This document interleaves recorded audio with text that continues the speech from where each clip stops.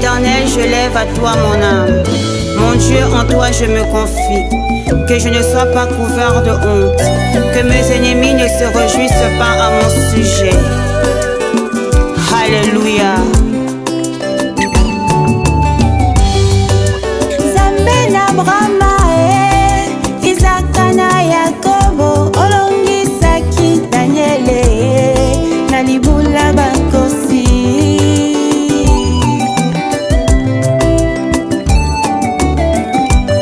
Baye baluka yo na solo, baluka yo na komikitisa, omimonisa na bango, konini nangate.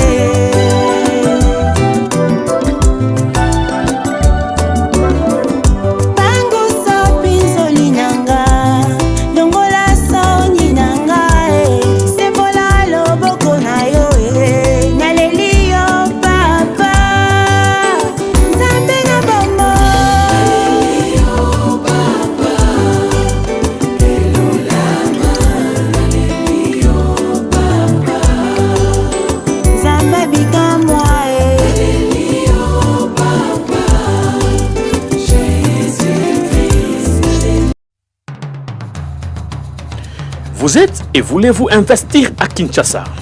Voulez-vous réjouir de vos business? L'opportunité à ne pas rater. Toronto City VIP à Maluku. Un des meilleurs endroits pour résider ou implanter votre business. À quelques minutes du fleuve Congo, le fleuve de nos ancêtres. Juste en face de la zone économique si spéciale qui est le quartier commercial et industriel de Maluku. Waouh! Non loin du centre de ville Maluku, un quartier en pleine expansion, à quelques mètres du Macadam. Toronto City vous propose un terrain de 20 mètres sur 20 avec des bornes cadastrales. Sur un site accessible, urbanisé, avec espace de jeu, espace vert, magasin, centre médical, marché, etc.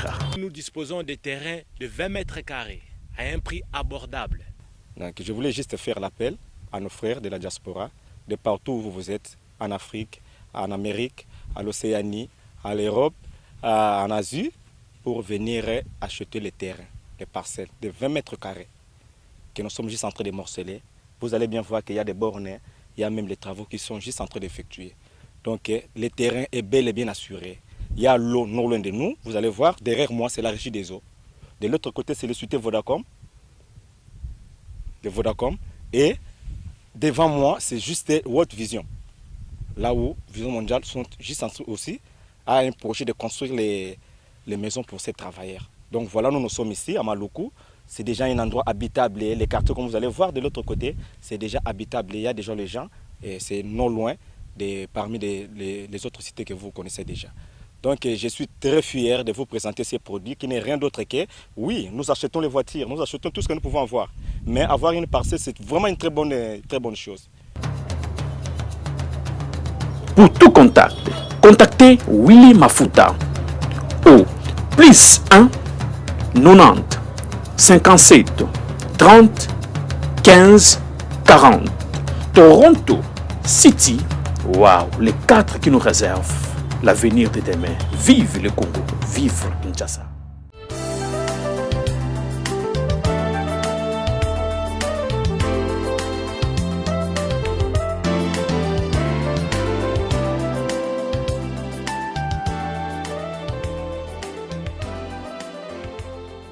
Shalom, bien-aimés dans les Seigneurs, bienvenue dans votre programme En route pour le mariage. En route pour le mariage.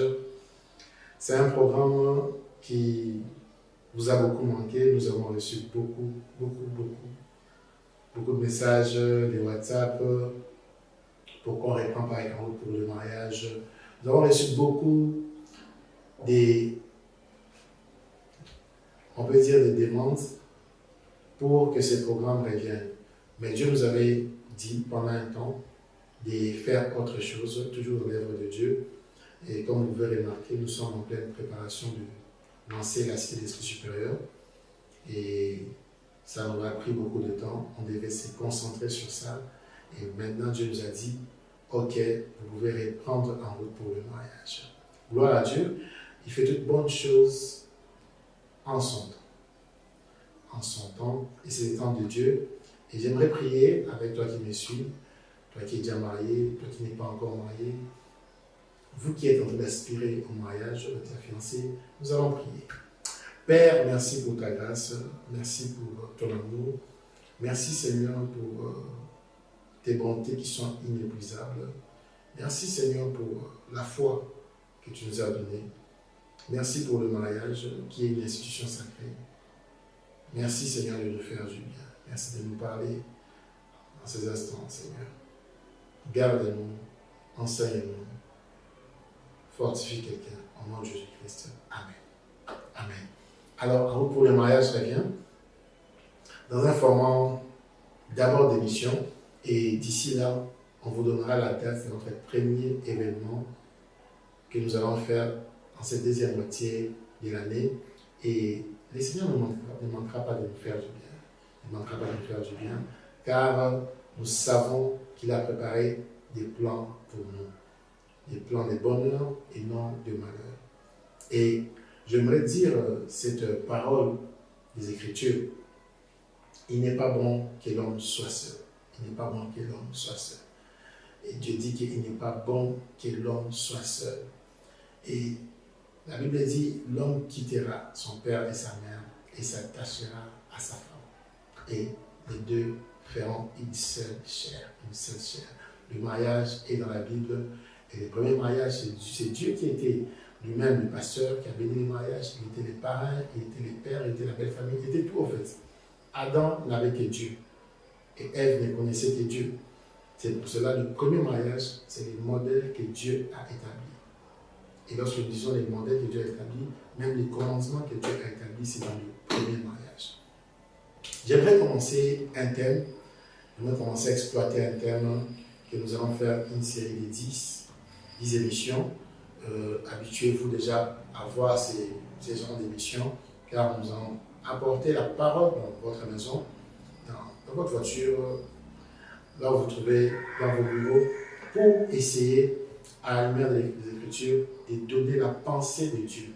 C'est vrai qu'aujourd'hui, il y a beaucoup de choses qui se disent sur le mariage.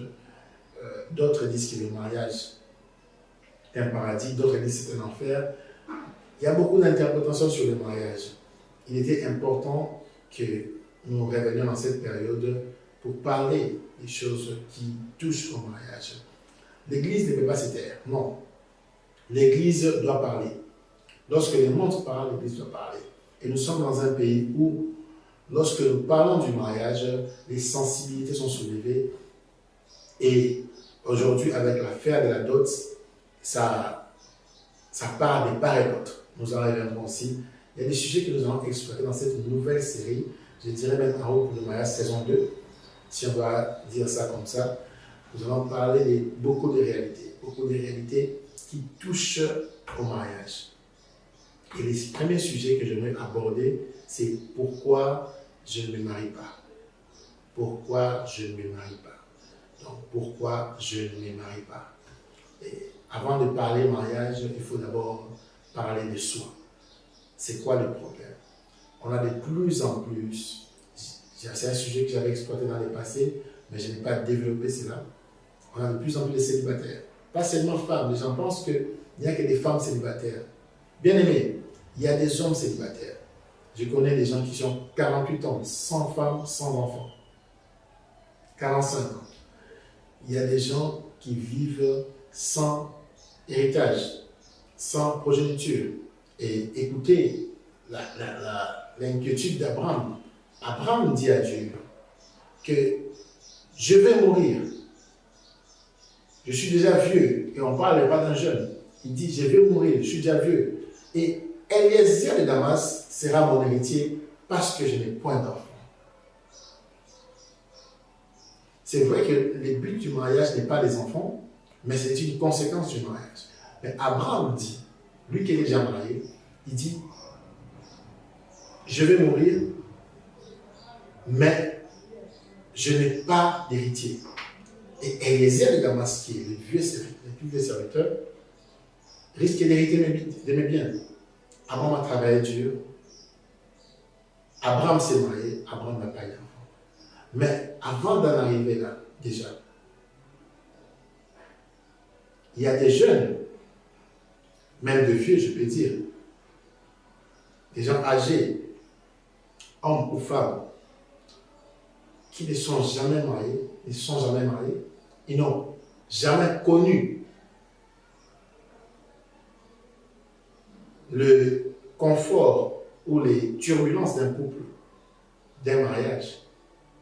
Et ils avancent comme ça, ils peuvent mourir sans le lendemain. La Bible dit dans Proverbe 27, 1, ne t'évente pas du lendemain, car tu ne sais pas ce qu'un jour peut enfanter. Un jour peut enfanter beaucoup de choses. Un jour peut enfanter un mariage, un jour peut enfanter un divorce, un jour peut enfanter la mort. Le jour est une maternité. Lorsque nous parlons du jour, on prend le jour comme une maternité. Proverbe dit, qu'est-ce qu'un jour peut enfanter? La maternité peut enfanter un mort-né, la maternité peut enfanter la mort de la maman, la maternité peut enfanter l'enfant en bonne santé, la maternité peut enfanter la promesse. Et la Bible dit, l'homme quittera son père et sa mère et s'attachera à sa femme. L'homme quittera son père et sa mère et s'attachera à sa femme. Et les deux feront une seule chair. Voici la pensée de Dieu. J'aimerais qu'on dise cela, parce que quelqu'un peut dire que prophète, tu es en train d'inventer des choses, tu sors cela de ta tête. J'aimerais qu'on dise cela. Nous sommes dans Genèse 2, 24 et Ephésiens 5, 31, si vous voulez aussi prendre dans le Nouveau Testament. Je préfère prendre la version du Nouveau Testament, puisque j'ai beaucoup exploité Genèse dans un pour le mariage, et j'aimerais prendre aussi Ephésiens 5, 31. L'apôtre Paul dit, c'est pourquoi l'homme quittera son père et sa mère et s'attachera à sa femme, et les deux deviendront une seule chair. Version du second. J'aimerais lire la version d'Arby qui dit, c'est pour cela que l'homme laissera son père et sa mère. J'aime bien le verbe laisser. Il laissera son père et sa mère et sera joint à sa femme. C'est très beau. Sera joint à sa femme. Sera joint à qui? À sa femme. Et les deux seront une seule chair. Les deux seront une seule chair. Les deux seront une seule chair. Les deux seront une seule chair. Les deux seront une seule chair. Et je vais dans Martin. Martin dit, c'est pourquoi l'homme laissera son père et sa mère, et il s'unira à sa femme. Il unira à sa femme, et les deux seront une même chair. Une même chair. Prophète, pourquoi je ne me marie pas? Prophète, pourquoi je ne me marie pas? Une très bonne question. Pourquoi je ne me marie pas, prophète? Pourquoi je suis belle, j'ai 31 ans, mais je ne me marie pas. Je suis belle, j'ai 20 ans, 22 ans, je ne me marie pas. J'ai 25 ans, je ne me marie pas. J'ai 35 ans, je ne me marie pas. Je suis beau, j'ai 30 ans, je ne me marie pas. J'ai l'argent, j'ai 30 ans, ma tout vie. Ah oui, parce qu'il y a des hommes aussi qui cherchent des femmes. Il n'y a pas que des femmes. Attention. J'ai rencontré quelqu'un il y a 3 jours, il a 34, 35, je pense. Il m'a dit, il ne trouve pas les bonnes femmes.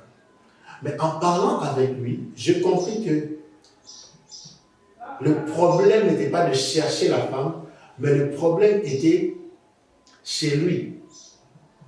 Amen. Le problème était chez lui. Écoutez, la pensée de Dieu ne peut pas être déplacée lorsque tu parles de mariage. Parce que le premier qui a béni un couple dans la Bible, ce n'est pas un pasteur, ce n'est pas le prophète Yannick Amos, ce n'est pas un apôtre, ce n'est pas un docteur, ce n'est pas un évangéliste. Non. les premiers à avoir béni un mariage dans la Bible, c'est Dieu lui-même. Nous ne sommes que ses imitateurs. Du reste, l'apôtre Paul dit, soyez mes imitateurs comme je suis du Christ. Donc, du coup, nous sommes les imitateurs du Christ. C'est lui qui a initié les mariages. C'est Dieu. C'est Dieu lui-même dans Genèse. C'est Dieu lui-même qui a initié les mariages. Et pour répondre à la question, pourquoi je ne me marie pas, on doit rentrer vers Dieu. Pourquoi je ne me marie pas, on doit rentrer dans la pensée initiale du mariage. Quelle est la pensée initiale du mariage? Pourquoi je ne me marie pas? Les moyens financiers ne manquent pas. J'ai au moins eu 3 proposants. Mais en fin de compte, ces proposants se sont mariés à une autre personne. À l'autre personne. Pourquoi je ne me marie pas? Prophète, pourquoi je ne me marie pas? Je suis jolie. J'ai pris Dieu. Je donne ma dîme. Je donne mes offrandes. Je sers Dieu avec mes biens. Pourquoi je ne me marie pas? Prophète, pourquoi je ne me marie pas? Quand je commence une relation, la relation peut bien commencer, mais lorsqu'il s'agit de venir dans ma famille, ça devient des explications. Pourquoi je ne me marie pas? Pourquoi je ne me marie pas? Pourquoi je ne me marie pas, prophète? J'ai beaucoup aimé un homme. J'ai tout fait pour lui. J'ai passé beaucoup de temps avec lui. Je me suis même gardé. Mais en fin de compte, dès que je me sépare de lui, une année après, il épouse une autre. Alors qu'avec moi, il a fait 5 ans, il n'a pas parlé de mariage. Pourquoi je ne me marie pas? Pourquoi je ne me marie pas? Est-ce forcément les diables? Est-ce que c'est forcément les liens des familles? Nous y arriverons aussi dans notre série de Pourquoi je ne me marie pas. Est-ce que c'est un problème spirituel? Dois-je bâtir un hôtel? A-t-on sacrifié mon mariage depuis la naissance? Pourquoi je ne me marie pas? Est-ce à cause de ma tribu? Est-ce que c'est à cause des maris de nuit? Pourquoi je ne me marie pas, prophète? Pourquoi je ne me marie pas? Qu'est-ce qui me manque pour me marier? Pourquoi je ne me marie pas? Je suis tout le temps dans le jeûne et prière. Pourquoi je ne me marie pas? Alors qu'une fille qui a mené une mauvaise vie, elle s'est mariée du coup. Pourquoi je ne me marie pas, prophète? Pourquoi je ne me marie pas? Ai-je commis un péché de rester chaste? Pourquoi je ne me marie pas? Ai-je commis un péché de suivre à la lettre les Écritures et de ne point pécher? Je voudrais te dire quelque chose, jeune gens, je voudrais te dire quelque chose de long.